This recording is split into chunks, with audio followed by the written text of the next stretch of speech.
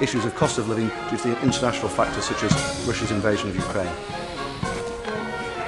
And is right to point out the additional measures. I don't have exactly how many people in his constituency, but I rely on his excellent local knowledge as a great constituency MP.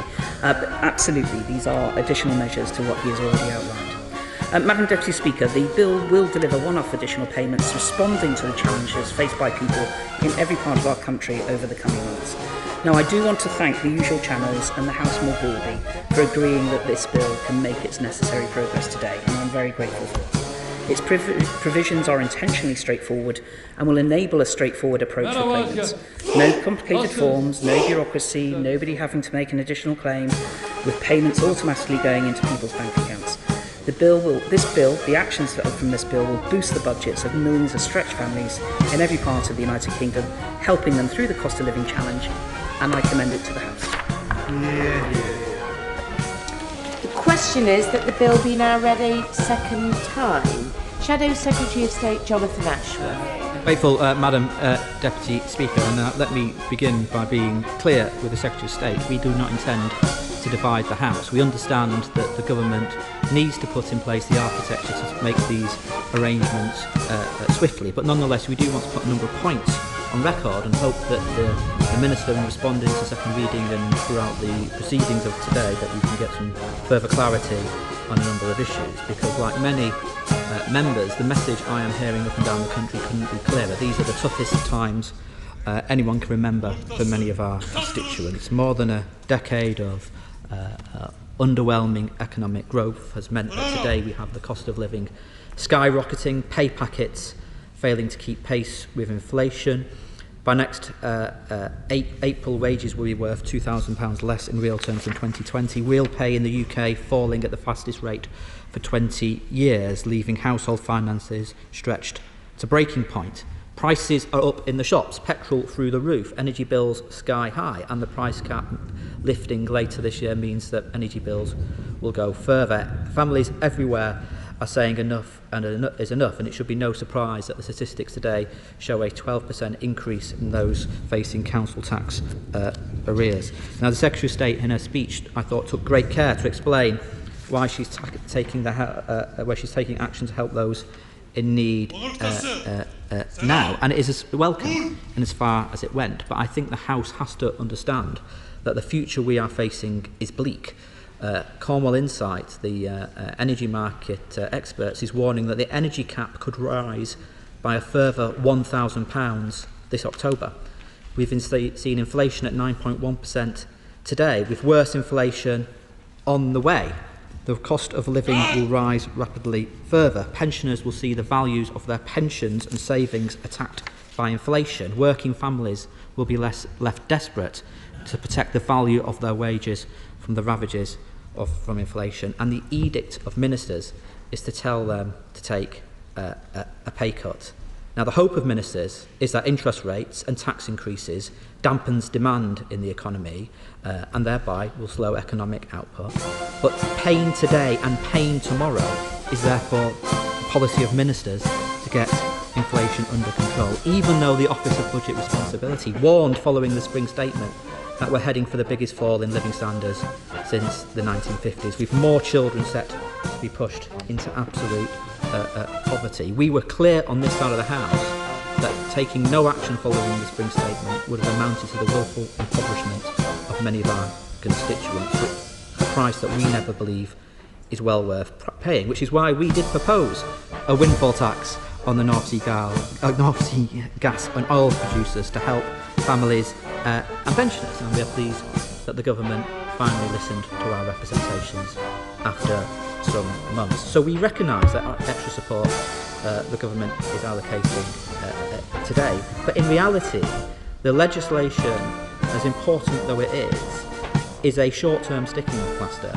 because of a series of long-term policy failures to grow our economy sufficiently and address, give me one moment, and address the longer-term problems of hardship that have been growing over the last 10 years because of attacks on social security and unfair pay settlements. The Honourable Gentleman. To the Shadow Secretary for giving way.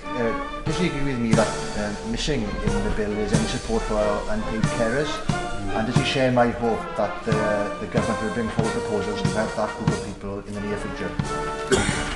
The honourable gentleman anticipates the point I'm going to make, which is why it's now a good moment for me to turn to the specifics of the bill, where I want to raise a number of points, which I hope the Treasury bench can address throughout the course of the proceedings this afternoon. In particular, I want to raise points about how the bill impacts on 4 groups. First of all, the self-employed on universal credit, disabled people and carers, pensioners and larger families. So firstly, on the self-employed who claim the universal credit, the minimum income floor will reduce universal credit payments for some self-employed people to 0.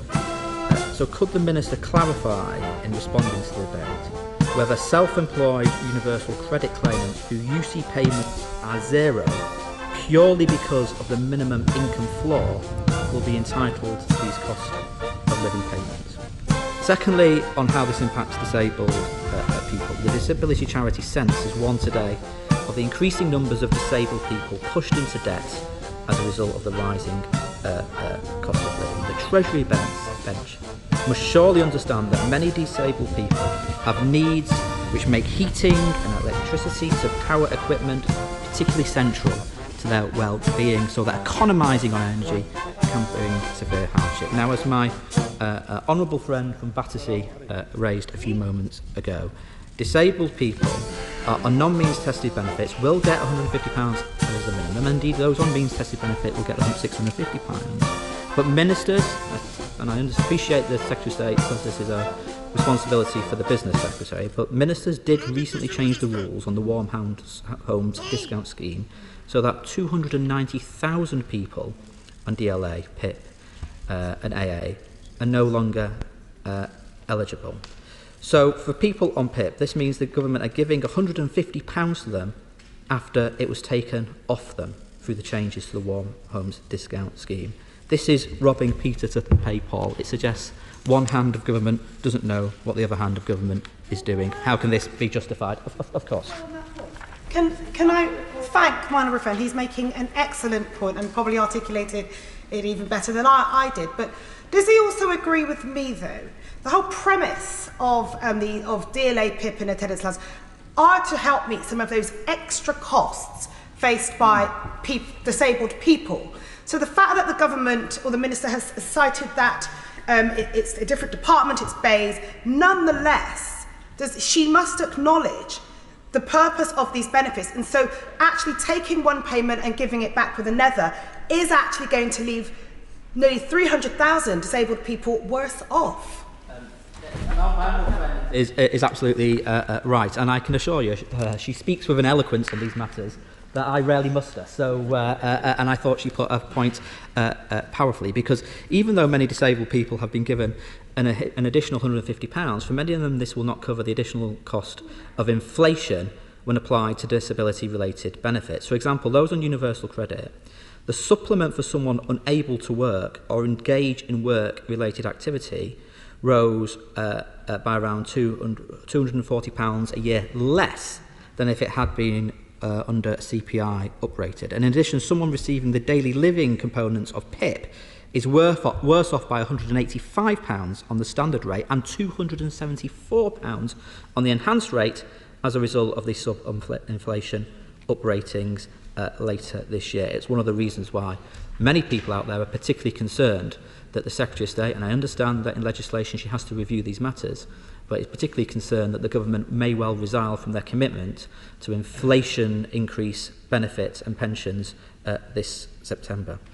Equally, as the honourable gentleman who sits for a Welsh constituency, which I cannot remember the name of the constituency, I'm not sure I can pronounce it either, but anyway, the honourable gentleman did say, raise carers allowance. People claiming carers allowance won't get any extra support, and carers often have higher energy bills because of their caring responsibilities. Yet people in receipt of carers allowance will be people, remember, who provide care for at least 35 hours a week and earn less than £132 a week. These people are therefore likely to be hit hard without additional support.